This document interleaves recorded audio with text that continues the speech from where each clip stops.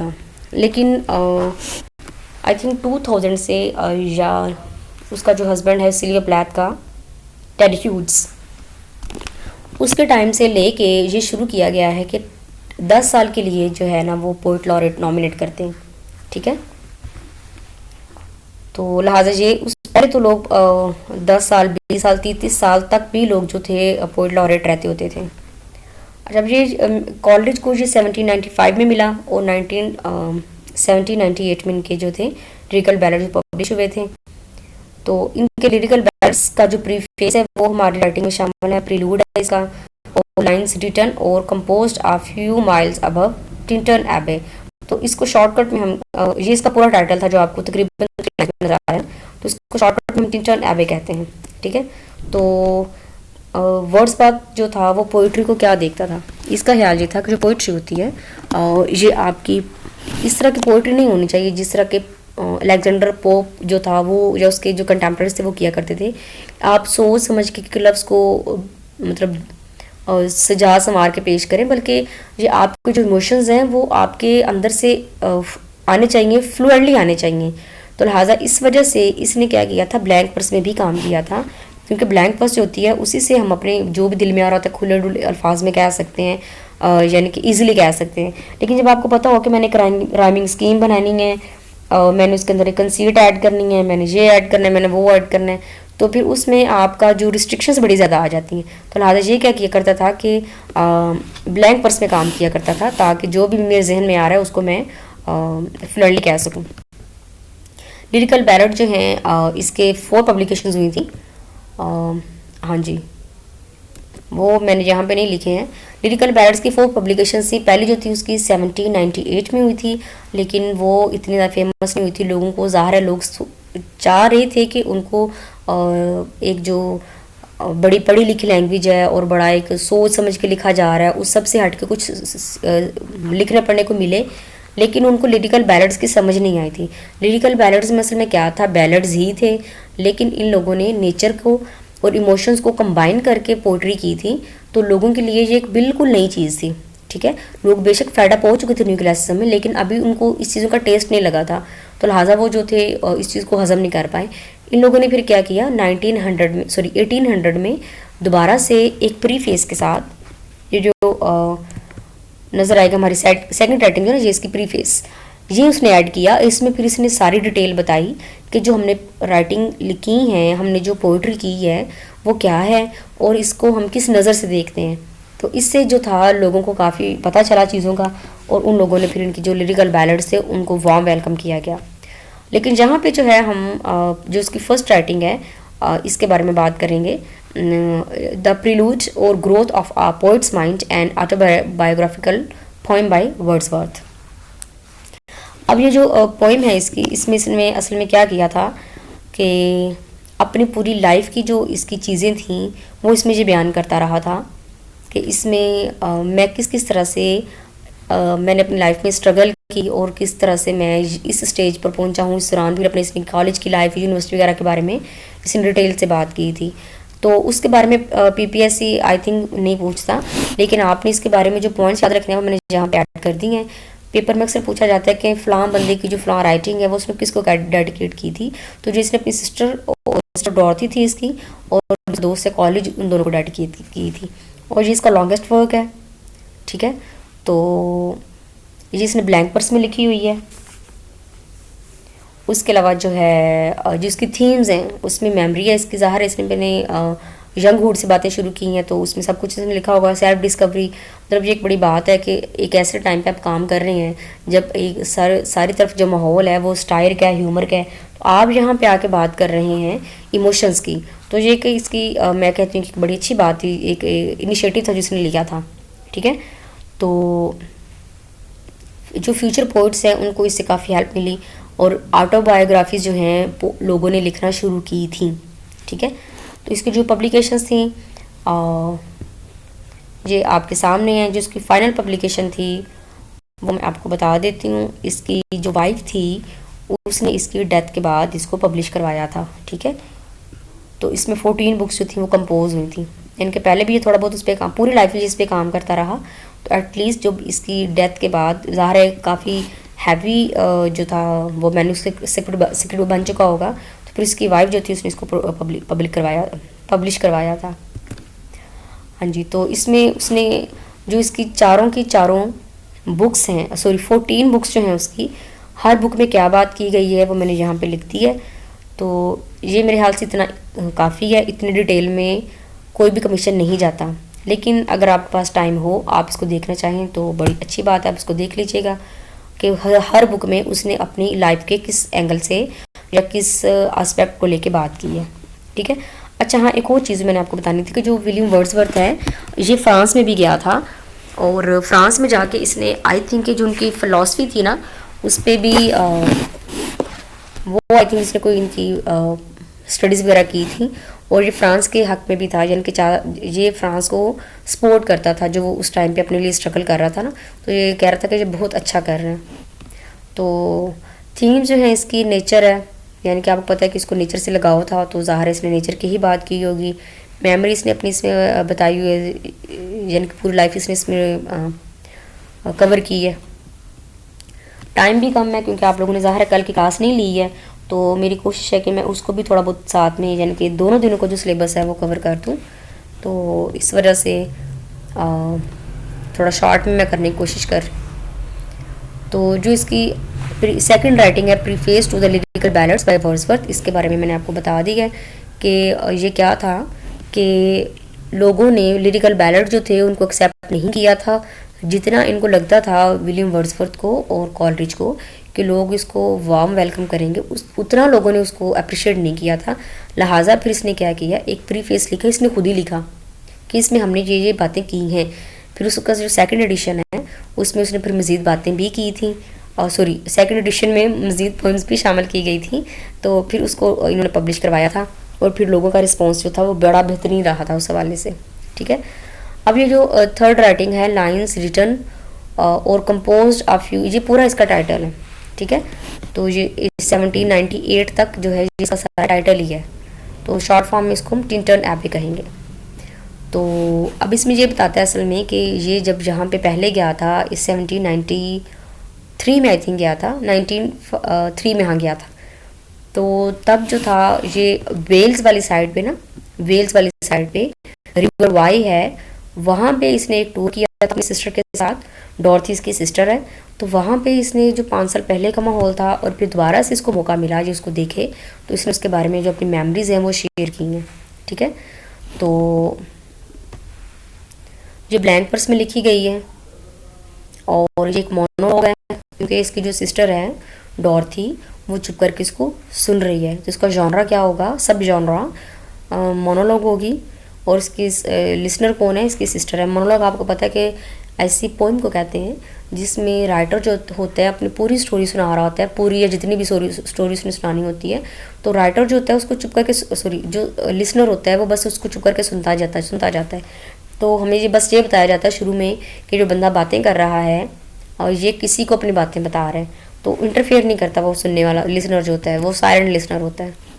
ठीक है। तो थीम्स इसकी नेचर है, यानी कि वहाँ के वो बता रहा है कि जब मैं वहाँ पे गया तो पहाड़ जो थे, यानी कि उसका सीन बड़ा प्यारा है ना, शॉर्ट मतलब आई एम रियली सॉरी कि वो ये बताना चाह रहे कि वहाँ पे जो सीनरी है वो बड़ी ज़बरदस्त थी, फलक बोस उसकी चोटियाँ थी, वहाँ पे वो भी थी, एक बिल्डिंग भी थी आई थिंक सो, फिर वहाँ पे लेक है, और आई थिंक वहाँ पे स्नो भी हो रही है।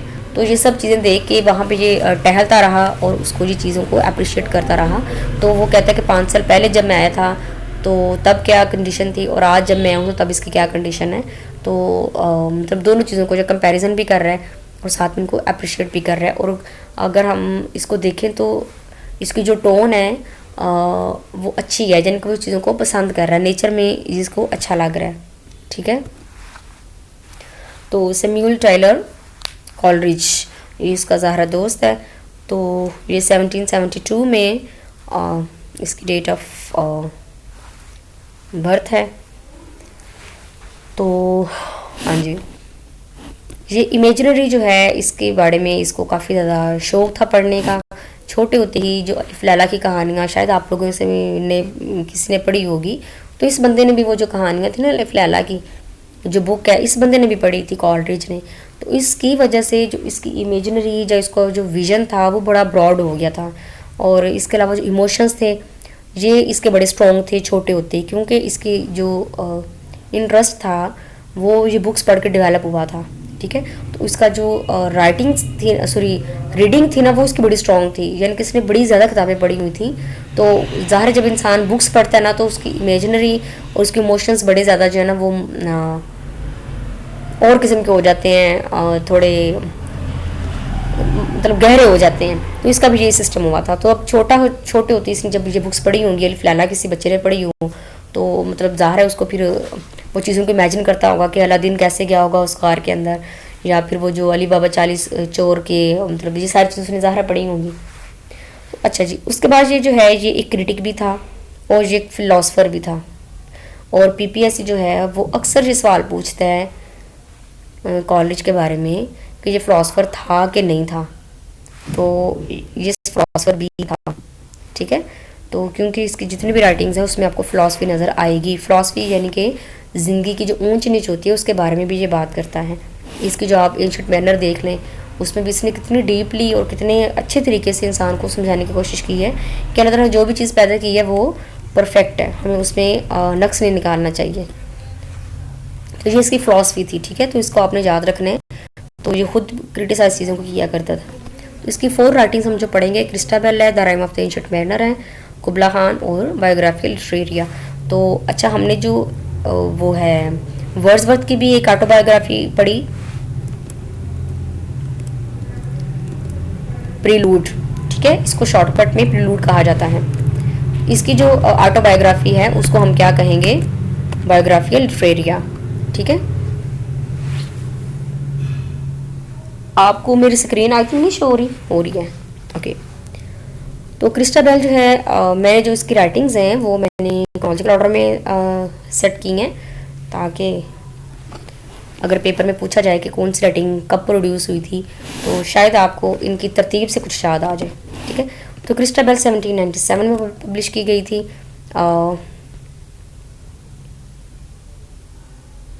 हाँ, जो इसकी लिरिकल बैलेड्स में जो सैमुअल टायलर कॉलेज की जो पोइम्स थी वो 4 थी। तो बाकी जो पोइम्स थी 29 पोइम्स थी टोटल, उसमें आई थिंक 29 थी, जिसमें से कॉलरिज की 4 थी, बाकी जो थी वो उसकी वर्ड्सवर्थ की थी। तो आप लोग लिरिकल बैलेड्स की मुख्तलिफ जो उसकी पब्लिकेशंस आती रही, मुख्तलिफ जो उसके एडिशंस आते रहे, तो उसमें पोइम्स की तादाद कम ज़्यादा होती रही। तो आप अगर उसको देखना चाहें तो देख लीजिएगा, आई थिंक एक नज़र देख लीजिएगा। ठीक है, तो कि कौन कौन सी राइटिंग्स जो थी इनकी लिरिकल बैलेड्स में शामिल थी। नाम नहीं याद रखने आपने, लेकिन आपको ये आइडिया हो जाएगा कि जो राइटिंग्स हमारे सिलेबस में शामिल हैं उनमें से कितनी राइटिंग्स लिरिकल बैलेड्स में भी शामिल थी। ठीक है, बस आपने ये एक आइडिया ले लेना है। क्रिस्टाबेल जो है ये एक मतलब हॉरर या आप गॉथिक कह लें, हॉरर और गॉथिक में थोड़ा डिफरेंस होता है। तो ये क्रिस्टाबेल जो है ये इसकी एक मतलब हॉरर आप वो पोएम है जिसमें इसने ये बताया हुआ है कि अब इसको पढ़ के तो कोई जो एक होता है ना, हमें लेसन नहीं मिलता, लेकिन फिर भी हम इसको पढ़ रहे होते हैं, हमें डर भी लग रहा है जो सब कुछ वहाँ पे सीन हो रहे हैं, मतलब एक बड़ा हॉरिबल किस्म का सीन नज़र आता है वहाँ पे सब कुछ। तो मेरा नहीं ख्याल कि आप इसको अकेले में बैठ के पढ़ सकते होंगे। ठीक है, तो क्रिस्टाबेल जो है ये एक फ्रैगमेंट है, क्योंकि इसने प्लान किया था 3 या 4 किताबें लिखने का। कुछ जगह पे आता 3 किताबें लिखनी थी, कुछ जगह पे आता 4, लेकिन इसने कंप्लीट 2 ही की थी। इस वजह से जिस एक फ्रैगमेंट है, और इसका जो फर्स्ट पार्ट है वो 1797 में, और जो फिर 3 साल के बाद 1800 में सेकंड जो पार्ट पब्लिश हुआ था 677 लाइन्स इट हैव। और ये नेटिव बैलेड है, इनके उसमें उसने कहानी सुनाई हुई है। और सुपर नेचुरलिज्म जो है वो आपको इंतहाई किस्म का नज़र आएगा। तो जगह जगह पे आप मतलब सीन इस तरह के नज़र आएंगे। तो मेडिवल लैंग्वेज ने इसमें यूज़ की है, इनकी जो थोड़ी पुराने ज़माने की लैंग्वेज थी। ये पूरा उसमें जो माहौल है ना, जो पूरी उसकी टोन है, उसका पूरा एक एनवायरनमेंट है, वो आपको गॉथिक बना के दी है। ठीक है, तो इसमें जो एलिमेंट्स आपको नज़र आएंगे, जो थीम्स आपको नज़र आएंगी, इसमें जो एक लड़की नज़र आएगी जो हमारी फीमेल प्रोटैगनिस्ट है, वो बहुत इनोसेंस होती है, उसको नहीं पता चलता कि ये जो है एक यानी कि एक ह्यूमन नहीं है ये, ठीक है। तो इसकी जो समरी है उसमें ये बताया जाता है कि एक लड़की होती है जो हमारी ग्रैलिन जो है वो जा रही होती है, तो रास्ते में उसको एक अजीब किस्म की औरत नज़र आती है। वो जंगलों में कोई अजीब किस्म के काम कर रही होती है, तो उसको देख के ये उसको अपने घर ले आती है। तो लेकिन इसके घर आते ही इनके घर में अजीब किस्म के वाक़यात रोना शुरू होने हो जाते हैं, और फिर रात के टाइम पे भी इसके साथ खुद के साथ भी अजीब किस्म की चीज़ें होती हैं, लेकिन इनको पता नहीं चलता। तो फिर ऐसे इसके बाद हमें नहीं बताया गया कि जी इसके घर रही, इसको निकाल दिया गया, कुछ क्या कुछ हुआ वो हमें कुछ भी पता नहीं चलता, because it is a fragment, ठीक है। तो ये एक हॉरर लवर जो हैं उनके लिए एक बगैर लेसन के एक मूवी है, इसमें सॉरी पोइम है, इसमें कोई लेसन वगैरह नहीं आपको मिलेगा। तो हमारी most favourite the rhyme of the ancient banner, मुझे खुद ये बहुत पसंद है। टाइगर एक मुझे बड़ी पसंद आती है, दूसरी rhyme of the ancient banner है, ये मतलब मुझे इनमें बड़े अच्छे लेसन देने की कोशिश की है दोनों राइटर्स। तो ये जो थी लिरिकल बैलेड्स में शामिल थी ये वाली पोइम, और इसकी जो थीम्स हैं, जो शॉर्ट थीम्स हैं इसकी, आप इसकी जब डिटेल में थीम्स बनाएंगे तो आप जितनी मर्जी थीम्स बना लें, लेकिन शॉर्टकट में इसमें जो थीम बताने की कोशिश की है वो ये है कि नेचर को हमें कभी भी क्रिटिसाइज़ नहीं करना चाहिए। अल्लाह ताला ने जो भी चीज़ बनाई है, जैसे इस पे एक शेर जो है ना वो अल्लामा इकबाल का पूरा उतरता नहीं है, कोई चीज़ ने कमी कुदरत के कारखाने में, ठीक है। तो फिर रिपेंटेंस अगर आप करते हैं तो अल्लाह ताला जो है वो ऑल टाइम आपको माफ़ करने के लिए मौजूद है। तो सुपर नेचुरलिज्म भी इसमें आपको नज़र आएगा, हॉरर सीन्स इसमें भी नज़र आएंगे आपको। तो कॉलेज जो है इसके पास इस तरह के काफ़ी सारे काम थे। ओके, जॉनरा जो इसका बैलेड है ये आपने याद रखना है। इसकी लाइंस कितनी 625 इसकी लाइंस हैं। ये वो की पॉइंट्स मैंने ऐड किए हैं that any commission can be ask. Okay, तो 200 सेलर्स थे जो जब उन्होंने अपना सफ़र शुरू किया था, लेकिन वो सबके सब आपको पता है कि मारे गए। तो अब ये जो इसका टाइटल है राइम, RIME राइम, इसका क्या मीनिंग है, ठीक है।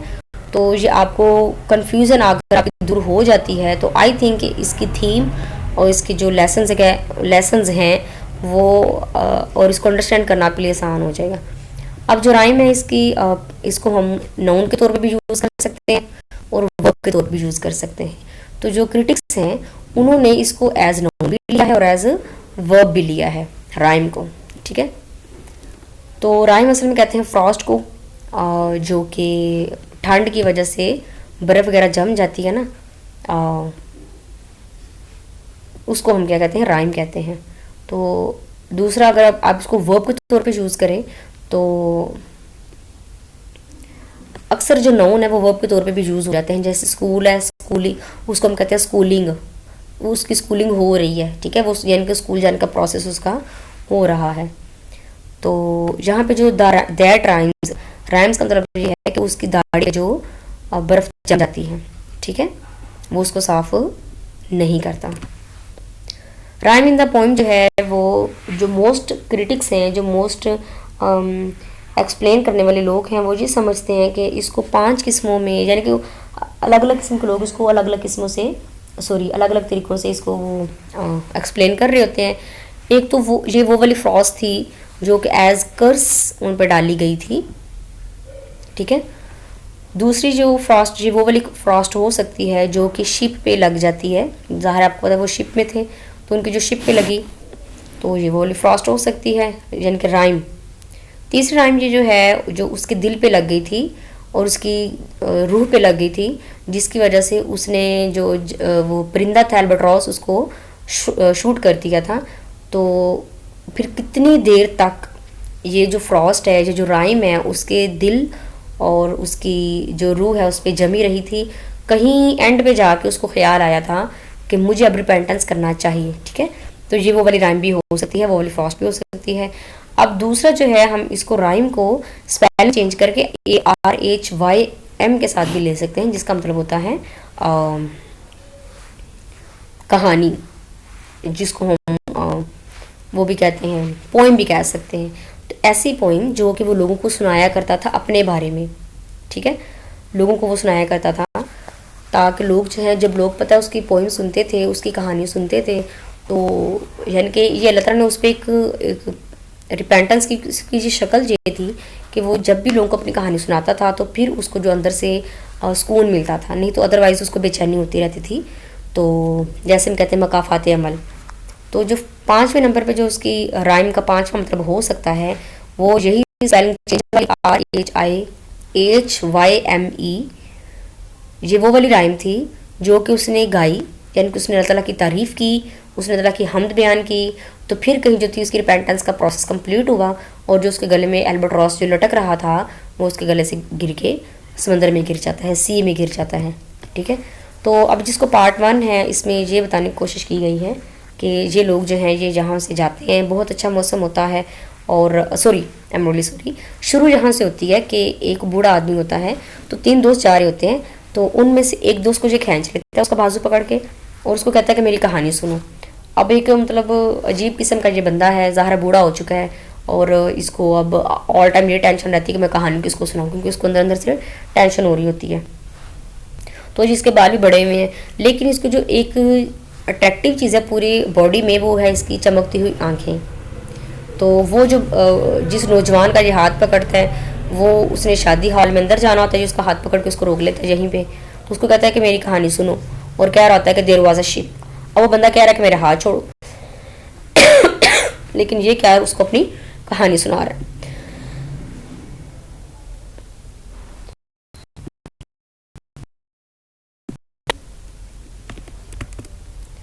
अब पार्ट 6 में क्या होता है कि ये मैंने आपको बता दी है। अब यहाँ पे फिर वो दोबारा से बेहोश हो जाता है, तो फिर इसकी जो कश्ती होती है वो एक करीबी साहल पे जाकर रुकती है। तो सॉरी अब उसमें फिर क्या होता है कि जो डेड बॉडीज़ होती हैं वो उठ जाती हैं, यानी कि जब तूफ़ान वगैरह आता है तो ये सोते सोते में, यानी कि बारिश भी होती है, फिर ये पानी भी ज़ाहिर पीता है, फ्रेश हो जाता है। तो फिर उस दौरान क्या होता है कि जो क्रू था इसका 200 लोग जो थे वो सारे उठते हैं और वो सब जो हैं वो कश्ती को चलाते हैं, और एक जो नियर बाय लाइट हाउस होता है वहाँ पे जाके इसको रोक देते हैं, यानी कि वहाँ पे जाके ये बोर्डिंग करवाते हैं इसकी। तो जैसे ही वो ये वहाँ से उतरता है तो उतरने से पहले ये क्या होता है कि जितनी भी डेड बॉडीज़ होती हैं वो दोबारा से डेड हो जाती हैं, यानी कि जो एंजल थे वो इसको सेव करने के लिए आए थे, सिर्फ इसकी इतनी बात की वजह से कि इसने सिर्फ एक दफ़ा जो था गॉड को प्रेज़ किया था। ठीक है, तो मतलब आप अगर एक दफ़ा गॉड को प्रेज़ करें तो आपको इतना बड़ा इनाम मिलता है, तो अगर आप ऑल टाइम अपने गॉड से जुड़े रहें तो क्या हो सकता है। ठीक है, तो ये एक बड़ा अच्छा लेसन इसने यहाँ पे दी है। तो फिर जो इसको रेस्क्यू कर लिया जाता है, उस जो लाइट हाउस होता है वहाँ पे 3 लोग होते हैं, एक 2 बाप बेटा होते हैं और एक जो होता है वो एक कहने के वो जो होते हैं मजहबी बंदा होता है, वो फिर इसको रेस्क्यू करते हैं। हरमट जो होता है ना, ये इसको फिर अपनी कहानी सुनाता है। इसको लगता है कि अगर मैं इस बंदे को अपनी कहानी सुनाऊंगा तो मुझे कुछ अच्छा फील होगा। ये फिर उसको अपनी कहानी सुनाता है कि इस तरह से मेरे साथ हुआ है। उससे पहले उनको होता है कि शायद ये भी मर चुका है, लेकिन फिर ये जिंदा हो जाता है, उनको सारी कहानी सुनाता है। और उसके बाद ये जो फिर उसको बताता है, उसको आदमी को कहानी सुनाता है और उस गेस्ट को भी कहानी सुनाता है। तो गेस्ट जो होता है वो फिर शादी हाल में जाने की बजाय वो घर चला जाता है, और जो जिस कंडीशन में वो आया था वो उस कंडीशन में वापस नहीं गया। आया तो था वो किसी और मतलब कैफियत के साथ, लेकिन अब जब वो घर जा रहा है तो उसकी जो जहनी कैफियत है वो बहुत ज़्यादा चेंज हो चुकी है, यानी कि अच्छी हो चुकी है। अब उसने एक बड़ा अच्छा लेसन हासिल किया इस बंदे से। तो इसमें जो सिम्बल्स हैं सारे आई थिंक के आप लोग कर पाएंगे, ईजी हैं, बहुत मुश्किल नहीं है, because I have time issue, क्योंकि अब हमने इसको क्लास को एंड भी करना है। तो हाँ जी, सिंबल जो हैं आप देख लेंगे। इसमें जो इम्पोर्टेंट टेक्स्ट थी वो मैंने शामिल की थी। वाटर ये वैसे मैंने इंटरेस्ट के लिए शामिल की थी, तो टाइम बचे तो इसको देख लीजिएगा। अब कुबला खान जो है ये कुबलाई खान इस असल नाम था। ये कॉलरिज ने 1816 में लिखी थी ये, और कंप्लीट इसने की थी 1797 में, लेकिन इसने कभी इसको पब्लिश नहीं करवाया था। फिर अपने दोस्तों के कहने पे इसने इसको लॉर्ड बैरन जो है इसने इसको बार बार कहा कि इतनी अच्छी पोएम लिखी है तुमने यार, पब्लिश करवाओ ये, उसके बार बार कहने पे फिर उसने इसको पब्लिश करवा दिया था। तो पोइम जो है वो एक्चुअली 3 इरेगुलर स्टैंजास में बेस है and it is again a fragment. क्योंकि आप सबको पता है कि जो कुबला खान है ये वो जब नशे की हालत में था तो तब उसने ये पोइम लिखना शुरू की थी। सॉरी, ये मतलब कोई ड्रग लेके सोया था, फ्यूम वगैरह, तो उसने लिखना शुरू की थी। लेकिन जब ये उठा तो उसी कंडीशन में इसने पेन पकड़ा और लिखना शुरू कर दिया।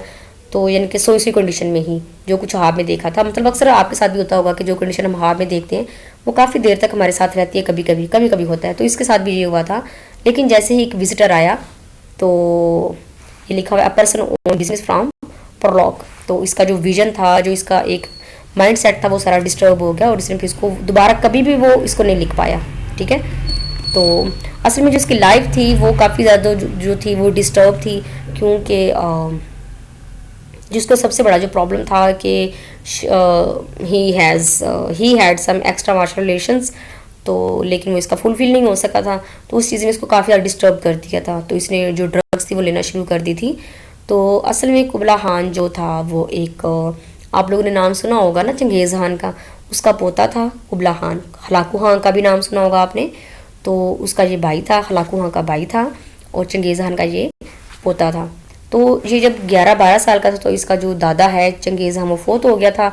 और जाते टाइम उसने पेशन गोई की थी कि मेरे बाद कोई भी ऐसा बंदा नहीं होगा पूरी फैमिली में जो मेरे से भी बड़ा जो है ना वो एक एम्परर या जो उसकी हुकूमत है वो चला सके, लेकिन ये जो मेरा पोता है ये ज़रूर काम करेगा ये वाला। तो इसने उस पेशन गोई को बिल्कुल ठीक साबित किया था।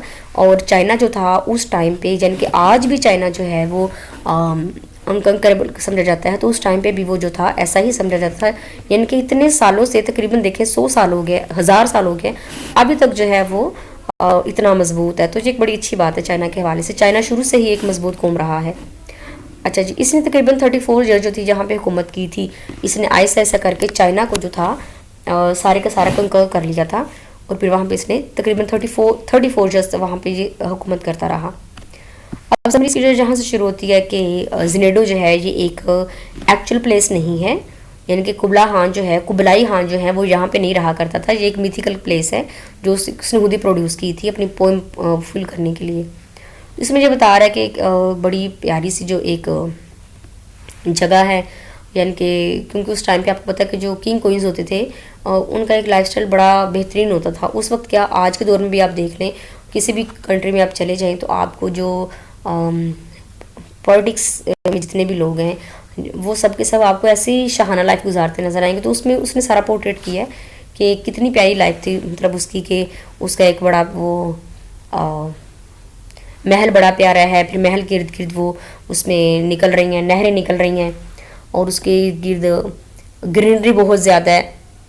तो ये सब चीज़ें उसने पोर्ट्रेट की हैं इसमें।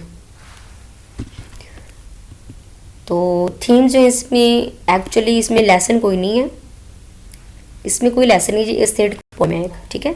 तो नेचर एंड सबलाइम है, यानी कि उसमें उसने नेचर की जितनी भी चीज़ें थी और जो उसके अपने इमोशंस थे उन सबको कंबाइन करके उसने जो है पोएम प्रेजेंट की है। तो इमेजिनेशन और क्रिएटिविटी है इसमें, और ज़ाहिर सारा काम इमेजिनेशन और क्रिएटिविटी का था।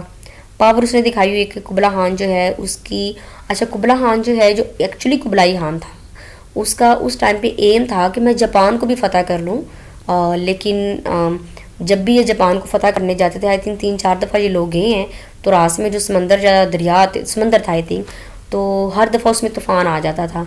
तो उस वजह से जो कुबलाई खान है इसका ये प्रोग्राम हर दफ़ा ख़राब हो जाता था। तो जो जापान के लोग हैं आज भी इस वाक़े को याद करें तो वो समझते हैं कि ये उनकी गैबी मदद हुई थी।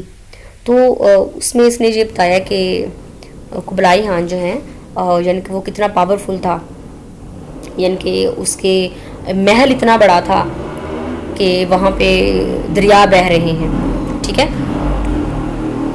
उसमें जो बायोग्राफी लिटरेरिया है अगेन बायोग्राफी है, that is the by the pain of Coleridge, ये 1817 में पब्लिश की थी।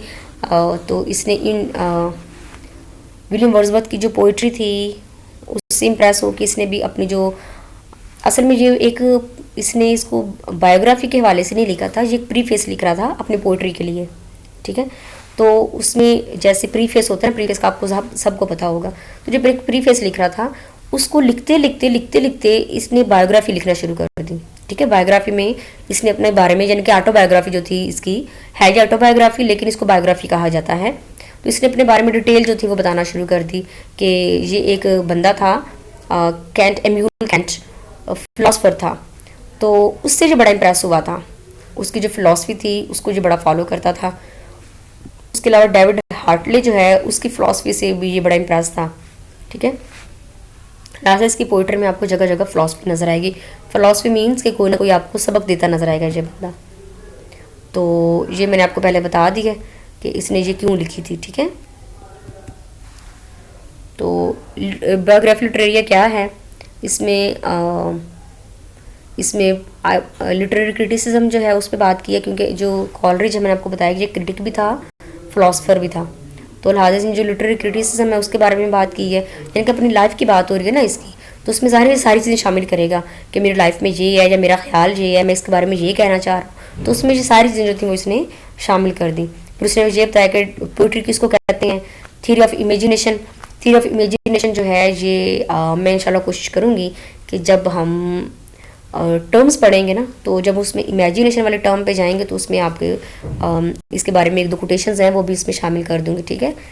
तो इसने रोमांटिसिज्म पे जो इफेक्ट डाला, और क्रिटिक ऑफ वर्ड्सवर्थ प्रीफेस उसने उस पर भी जो था क्रिटिसाइज उसको भी यानी कि किया था, उस पर भी रोशनी डाली थी कि उसने ये कहा, या जो जर्मन फिलोसफर आपको मैं बताया कि जो उनसे इम्प्रेस था, तो लिहाजा इसने उनके बारे में भी बात की थी, ठीक है।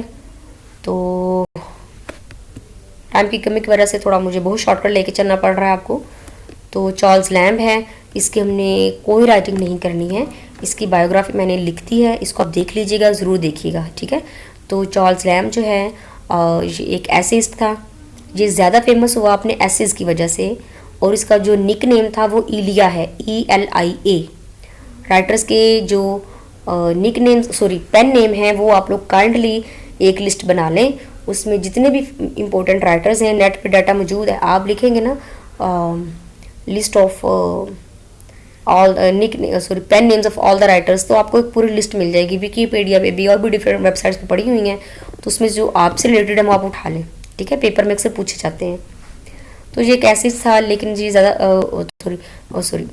पोएट भी था और एंटिक्वायरन, ये लेकिन ये सबसे माना जाता है, मशहूर है अपने एसेज ऑफ इलिया की वजह से, ठीक है।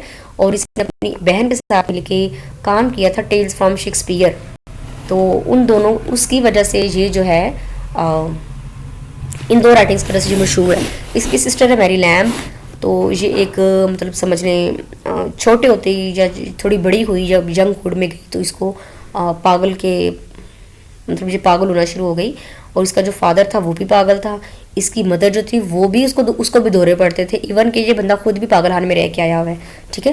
तो इसकी जो सिस्टर थी मैरी लैम्ब, उसने अपनी वालदा को मारा था, यानी कि कत्ल किया था, मर्डर किया था।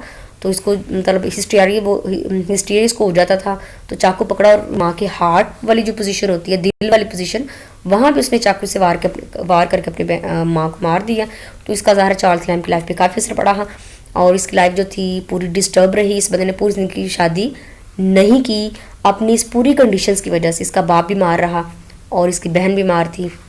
तो एक और इम्पोर्टेंट चीज़ जो मैंने यहाँ पे शामिल की थी कि जो ईस्ट इंडिया कंपनी का जो ब्रिटिश कैंपस था ना, ज़ाहिर है ईस्ट इंडिया कंपनी एक तो इधर बरसीगर में काम कर रही थी ना, तो इनका एक दफ्तर उधर भी तो था ना, तो वहाँ का जो दफ्तर था ये वहाँ पे 25 साल तक ये बंदा क्लर्क रहा था, ठीक है। ये आप याद रख लें, डेट्स बेशक ना याद रखें, लेकिन ये याद रखें चार्ल्स लैम्ब जो है वहाँ पे एज क्लर्क काम करता रहा, ब्रिटिश ईस्ट इंडिया कंपनी जो थी वहाँ पे, यानी कि यहाँ नहीं आया था, वो वहीं पे काम करता, लंदन में काम करता रहा था, लंदन में था उनका ऑफिस।